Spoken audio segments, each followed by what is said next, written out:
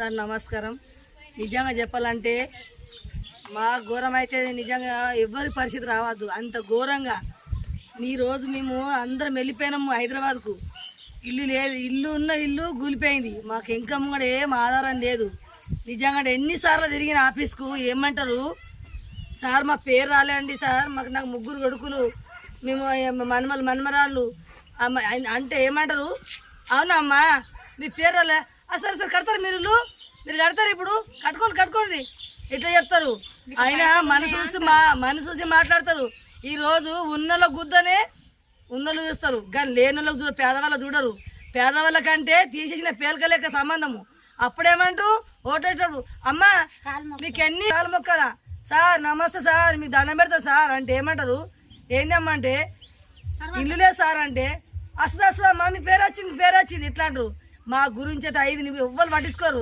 మేము పోయి ఇలా పడితే సార్ మాకు ఇల్లే సార్, మాకు రేషన్ కార్డు లేదు సార్, మాకు ఒకటే రేషన్ కార్డు ఉంది, నాకు ముగ్గురు కొడుకున్నారు సార్, మాకు పేరు రాలేదు. ఒక పేరు వచ్చింది మళ్ళా ఆ పేరు కట్ అయిపోయింది. పేరు మళ్ళా చెప్పలేదు, పేరు వచ్చింది శివాజీ గంగోత్రి అన్నారు. పేరు వచ్చింది అన్నారు, మళ్ళీ వస్తే పేరు లేదేం లేదు. మళ్ళీ అడిగినా సార్ మాకు డబుల్ బెడ్రూమ్ లేదు, మాకు ఇల్లు కూలిపోయింది, మరీ ఘోరంగా ఎట్లా ఉండాలా, పక్కకు రేకులు వేసుకొని ఉన్నాం సార్ మేము. నిజంగా మాకు గురించి ఎవరు పట్టించుకోవట్లేదు. అందరికి ఉన్నోళ్ళకే డబుల్ బెడ్రూమ్లు కట్టించుకుంటున్నారు, ఒక్కొక్కరు 2 కట్టించుకుంటారు. కానీ ఈ రోజు లేని వాళ్ళకైతే అసలే చూస్తలేరు. ఇంకా కూడా ఆదాయం ఏం లేదు. ఒక పొలం ఉందా, ఇల్లు ఉందా, ఏముందా, కూలిపోయింది, రేకులు వేసుకున్నాం, పక్కకు పాములు పురుగులు అట్లా ఉన్నాము, రెక్కలు కష్టము. మేము చేస్తేనే తింటాము, చేయకపోతే ఏం లేదు. ఎట్లా ఆడుకోలేదు సార్, మేము ఎట్లా బతకాలా? ఇంత నడుచుకోండి. ఎన్ని రోజుల కట్టిస్తామమ్మా, వస్తుందమ్మా అని ఇన్ని రోజుల 2 సంవత్సరాలు ఇల్లు కూలి కింద పడింది, ఎవరు పట్టించుకుంటలేరు. మేము ఎట్లా ఉండాలి సార్, మరి ఎట్లా కట్టుకోవాలి? మేము కట్టే సూత్రులు మేము కట్టలేకపోతున్నాము. ఒక ఇంద్రమ్మ కమిటీ అని పెట్టారు, మీరు జెండా లేపినో లారాబాయ్, మీరు జెండా లేపిర్రా? కాంగ్రెస్ పార్టీలో జెండా లేపిర్రా? మీరు ఇంద్రమ్మ కమిటీలో ఉండటానికి మేము జెండా లేపినాం, మా భుజాలు కాయలు కట్టినాయి. మీకు సిగ్గుందా ఇంద్రమ్మ కమిటీలో ఉండేందుకు? మీకు ఇంద్రమ్మ కమిటీలో ఉండి ఒక్కొక్కరు 2 ఇండ్లు రాసుకోండి.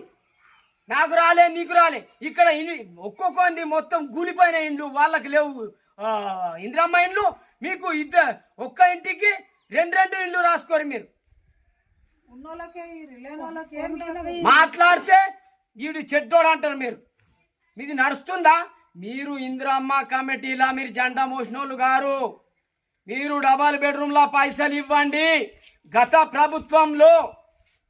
ప్రభుత్వంలో మీరు ఇండ్లకు వచ్చి వాళ్ళకి చెప్పి వాళ్ళకేమన్నారు, మీరు కట్టుండి మీకు పైసలు వస్తాయని చెప్పారు. ఒక్కోనికి కూడా డబల్ బెడ్రూమ్ల పైసలు చెల్లించలేరు. మీ ముఖాలు లేవు. మీరు ముందుగాల పైసలు ఇవ్వండి వాళ్ళకు. డబల్ బెడ్రూమ్ల పైసలు రాకపోతే మీకు ఉద్యమం కొనసాగుతుందని చెప్పి నేను తెలియజేస్తా ఉన్నా. మాట్లాడితే ఏదో మాట్లాడతారు. మీరు మనుషులు కాదు. మీరు జెండాలు మోసిన వాళ్ళ దమ్ముంటే కాంగ్రెస్ పార్టీ జెండా పెట్టుకొని తిరగండి. మేము కాంగ్రెస్ వాళ్ళమని. కష్టం చేసినోడు ఒక్కోడు, దాదాగిరి చేసినోడు ఒక్కోడా? తెలివి ఉందా మీకు? ఇంతనా ఏమన్నా అంటే సస్పెండ్ గాని మాట్లాడుతూ ఉంటారు. మీరు ఏదైనా కానీ ఖచ్చితంగా చెప్తా ఉన్నాం, ఇప్పటికే వదిలిపోలే.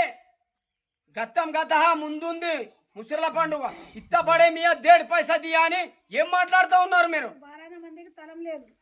స్థలాలు లేవు, ఇక్కడ జాగాలు లేవు, ఒక్కొక్కరి ఇల్లు కూలిపోయింది.